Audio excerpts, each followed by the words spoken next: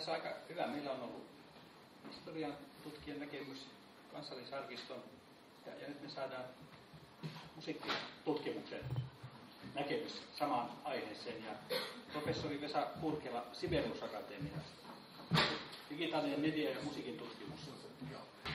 Joo, hyvää päivää kaikille.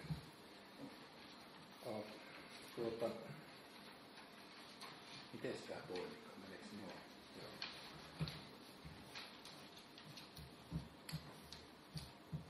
Mä oon täällä, tuossa alalaidassa lukee, niin täällä on myös tämä TAY, eli on taustassa sen verran, että mä oon ollut 10 vuotta tuolla Tampereen yliopistossa 90-luvulla lähinnä niin tämän kansanperinteen arkiston johtajana ja sitten viimeisen 10 vuotta sitten on ollut Sibelius Akatemiassa tutkimusprofessorina ja nyt on niin oikeastaan molemmissa tällä hetkellä. Ja tämä on sikäli, että mä nyt ehkä puhun enemmän niistä kokemuksista, mitä siellä Tampereen arkistossa on, koska siis Sibelius Akatemiassa on tosi hieno kirjasto, mutta eihän siellä mitään taas semmoista laajempaa arkistoa ole.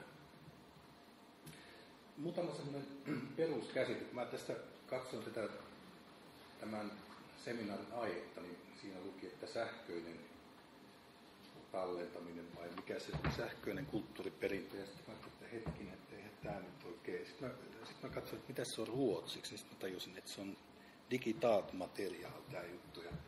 Koska tämä musiikissa tämä siis digitaalinen ja sähköinen, ne on aivan eri asioita. Ja niitä ei voi mitenkään pitää analogisena. Ja mä tässä nyt muutaman tämmöisen peruskäsitteen ekana nyt kerron teille. No ensinnäkin, tämä ei ole nyt kaikkien musiikintutkijoiden näkemys, mutta aika monen. Että on olemassa musiikkia ja on olemassa medioitua musiikkia. Eli nyt jos mä alan laulaa, jota en tee, mutta jos alkaisin, niin se on sitä musiikkia, koska sitä ei välitetä millään tavalla, siis teille millään vehkeellä. Mutta sitten voisi sanoa, että tämän päivän maailmassa melkein suuri osa musiikista on medioitua. Eli siinä on se on välitettyä kommunikaatiota. Siinä on jotain teknisiä värkkejä, siis semmoisia teknisiä laitteita, jotka sitten tämmöisen alun perin elävän esityksen sitten tallentaa ja sitten välittää. No tämä on teille hyvin selvä varmaan. Mutta sitten tästä sähköisestä, tai mennään siihen kohtaan, mutta niin periaatteessa digitaalisesta ja ei-digitaalisesta, niin on tehtävä ero, että on olemassa tämmöistä analogisesti medioitua musiikkia, josta ensimmäinen on nuotti, siis tämmöinen graafinen kuvaus musiikista, joka ei ole siis musiikkia. Monethan sanoo ihan tämmöisessä jokapäiväisessä puheessa, että lauloi nuotin vierestä, mutta ei se ole musiikkia, se on graafinen kuvaus musiikista. Mä oon kysynyt tämän monilta Sibelius Akatemian taiteellisilta professoreilta, että ei se ole musiikkia, se nuotti, vaan sitten se esitys on musiikkia. No sen jälkeen sitten oli tämmöinen mekanisoitu musiikki, se oli tämmöiset niin soittoautomaatit ja tämmöinen varhainen äänilevy oli mekanisoitua musiikkia. Mutta sitten tullaan tähän, että sitten on sähköisesti tallennettu ja toistettu musiikki, analoginen musiikki. Sitä on koko tämä vanha äänilevyteollisuus vuodesta 20, noin vuodesta 25. Kaikki nämä 7, 8 sellakkalevyt ja single-levyt ja LP-levyt, niin nämä oli siis sähköisesti tallennettua musiikkia ja toistettua musiikkia. Ja radio oli siihen aikaan ja televisio.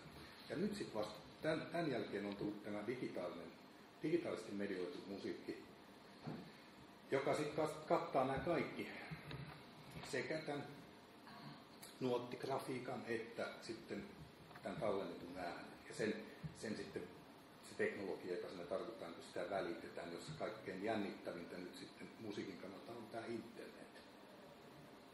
Okei, nämä käsitteet tuli varmaan sitten selväksi. No, sitten jos ajatellaan musiikin tutkimusta ja tätä analogista musiikkimediaa, eli media niin kuin tässä mielessä ainakin keskiajan tutkija tietää, että media on monikko.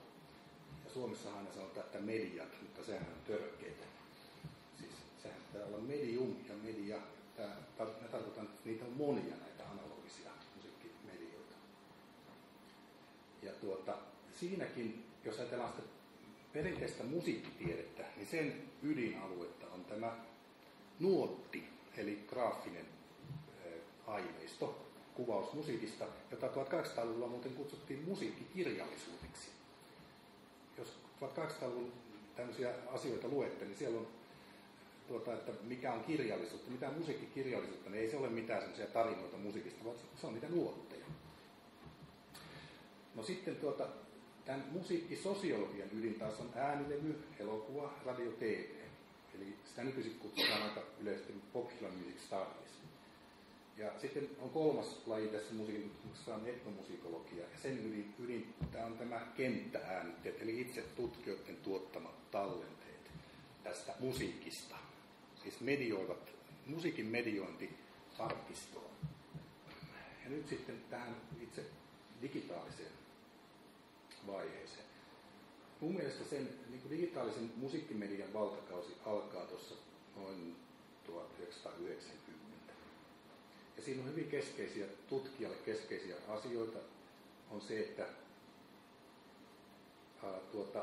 tämä tallentaminen helpottuu. Ja tässä nyt pitäisi vielä tehdä semmoinenkin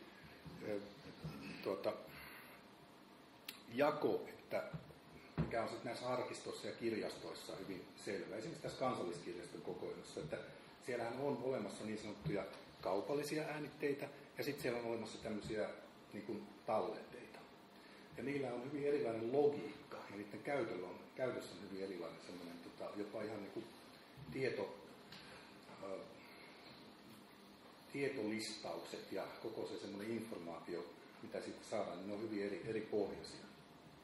Mutta tämä digitaalinen media, kun tuli valtaan, niin tämä äänitetuotanto, eli tämmöinen kaupallinen äänitetuotanto helpottui. Ja puhutaan paljon tästä DIY-tuotannosta, eli do it yourself-tuotannosta. Tuli tämmöiset pienyhtiöt, tämmöiset levyyhtiöt, omakustanteet, tämän tyyppiset. Et esimerkiksi tuolla Tampereen arkistossa, siis tässä Kansanterveyden arkistossa meillä on joku semmoinen, ollaan kerätty näitä omakustanteita 1980-luvulta. Kaikkia semmoisia C-kasetteja ja sitten nykyisin CD-levyjä. Siellä on joku semmoinen ehkä 10 000 tämmöistä. Sekin on kansanperinnettä, jos mikään. Siis semmoisia, mitä ei ole koskaan oikeastaan julkaistu tai hyvin pieniä määriä. Hyvin kiinnostavaa musiikin historiaa. Se on tosi tämmöistä enimmäkseen uskonnollista musiikkia, gospelia, jota on aika miellyttävä kuunnella vielä minun ikäisen, mutta sitten siellä on, mikä kysymys on, mutta sitten siellä on aika paljon hardcore-punkkia, ja sitä ei kyllä kauhean montaa kasetillista kerralla kuuntele, se on aika hardcorea. Ja tässä samassa yhteydessä tämmöinen musiikin dokumentoinnin, tapahtui semmoinen dokumentoinnin räjähdys, ja aivan selvästi on niin, että nämä äänitearkistot, mitä Suomessakin isoja arkistoja on, siis tämän Tampereen arkiston lisäksi SKS, sitten tämä arkisto ja sitten Kotus ja Jats- ja Pop-arkisto, siinä on ehkä ne kaikkein isoimmat, niin niiden kehitys tietyllä tavalla, niiden niin kuin kyky vastata siihen kaikkeen, mitä sieltä oli tulossa ja mitä niin kuin haluttiin käyttää, jäi helposti tässä kohdalla jälkeen. Se on ollut aika iso ongelma. Siis tämä aineiston valtava kasvu ja sitten se digitoinnin vaativa työ. Sitten vielä tähän liittyy semmoinen asia, että musiikista tuli ubiikkia. Eli musiikki, niin kuin tiedätte, musiikkihan on nykyisin joka paikassa. Et just sen takia, että on mobiileja ja laitteita, että mä voin tässä, jos mä ette huvita puhua, niin mä alan sitten kuuntelemaan musiikkia hyvin nopeasti. Että se on muuttanut kulttuuria ihan älyttömästi. Ja siinä mennäänkin sitten tietysti heti musiikillisen internetin, että se musiikki on mennyt nykyisesti aika pitkälle.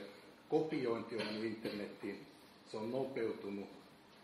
Ja sitten tietysti nyt on puhuttu viimeiset 10 vuotta äänitysteollisuuden kriisistä, mutta mä oon sitä mieltä, että äänitysteollisuus saa niin kuin syyttää itteensä.